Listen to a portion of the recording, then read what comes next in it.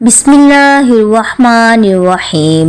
हजरत उमर रजी अल्लाह ताला अन्हु ने कभी कोई ख्वाहिश नहीं की। एक दिन मछली खाने को दिल चाहा तो अपने गुलाम यरका से इजहार फरमाया। यरका आपका बड़ा वफादार गुलाम था। एक दिन आपने फरमाया, यरका आज मछली खाने को दिल करता है, लेकिन मसला ये है 8 मील दूर जाना पड़ेगा दरिया के पास मछली लेने और 8 मील वापस आना पड़ेगा मछली लेके। फिर आपने फरमाया, रहने दो, खाते ही नहीं। एक छोटी सी ख्वाहिश के लिए अपने आप को इतनी मुशक्कत में डालना अच्छा नहीं लगता कि 8 मील जाना और 8 मील वापस आना सिर्फ मेरी मछली के लिए। छोड़ो यरका, अगर करीब से मिलती तो और बात थी। गुलाम कहता है, मैं कई सालों से आपका खादिम था, लेकिन कभी आपने कोई ख्वाहिश ही नहीं की थी। पर आज जब ख्वाहिश की है तो मैंने दिल में ख्याल किया कि हजरत उमर फारूक रज़ी अल्लाह ताला अन्हु ने पहली मर्तबा ख्वाहिश की है और मैं पूरी ना करूं, ऐसा कैसे हो सकता है।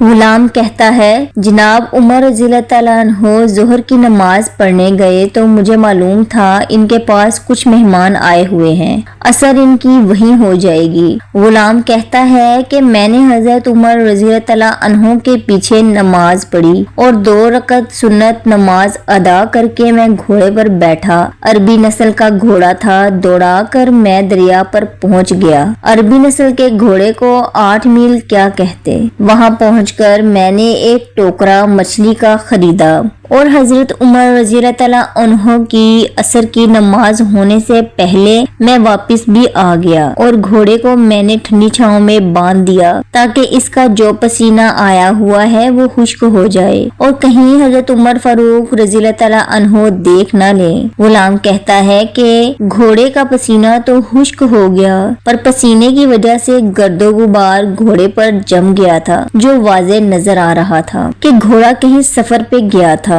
फिर मैंने सोचा कि हजरत उमर फारूक रज़ी अल्लाह ताला अन्हु देख ना लें। फिर मैं जल्दी से घोड़े को कुएं पर ले गया और इसे जल्दी से गुस्ल कराया और इसे लाकर छांव में बांध दिया। फरमाते हैं, जब असर की नमाज पढ़कर हजरत उमर फारूक आए, मैंने भी नमाज इनके पीछे पढ़ी थी। घर आए तो मैंने कहा, हजूर अल्लाह ने आपकी ख्वाहिश पूरी कर दी है, मछली का बंदोबस्त हो गया है और बस थोड़ी देर में मछली पका के पेश करता हूँ। कहता है, मैंने ये अल्फाज कहे तो जनाब उमर फारूक उठे और घोड़े के पास चले गए। घोड़े की पुश्त पे हाथ फेरा, इसकी टांगों पे हाथ फेरा और फिर इसके कानों के पास गए और घोड़े का फिर एक कान उठाया और कहने लगे, यरका घोड़ा तो दो दिया, लेकिन कानों के पीछे से पसीना साफ करना तुझे याद ही नहीं रहा और यहाँ तू पानी डालना भूल गया। हजरत उमर घुटनों के बल जमीन पर बैठ गए और कहने लगे, ओ यार यरका इधर आ, तेरी वफा में मुझे कोई शक नहीं है और मैं कोई ज्यादा नेक आदमी भी नहीं हूँ, कोई परहेजगार भी नहीं हूँ। मैं तो दुआएं मांगता हूँ, ऐ अल्लाह मेरी नेकियां और बुराइयां बराबर करके मुझे माफ फरमा दे।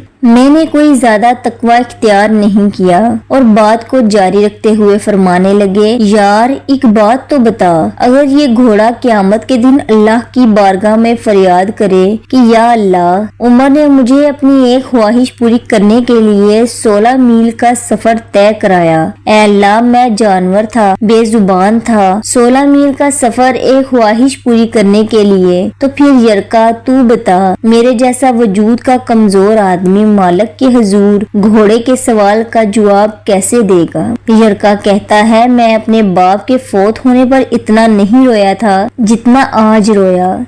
मैं तड़प उठा कि हुजूर ये वाली सोच, यहाँ तो लोग अपने मुलाजिम को नीचा दिखाकर अपना अफसर होना जाहिर करते हैं। गुलाम रोने लगा। हजरत उमर फारूक रज़ी अल्लाह ताला अन्हु कहने लगे, अब इस तरह कर घोड़े को थोड़ा चारा इजाफी डाल दे और ये जो मछली लेकर आए हो इसे मदीने के गरीब घरों में तकसीम कर दो और इन्हें ये मछली देकर कहना कि तेरी बख्शिश की भी दुआ करें और उमर की माफी की भी दुआ करें। सुभान अल्लाह। अगर आपको मेरी वीडियो अच्छी लगे तो इसको लाइक और चैनल को सब्सक्राइब जरूर करें, इससे हमारी हौसला अफजाई होती है। जज़ाकल्लाह।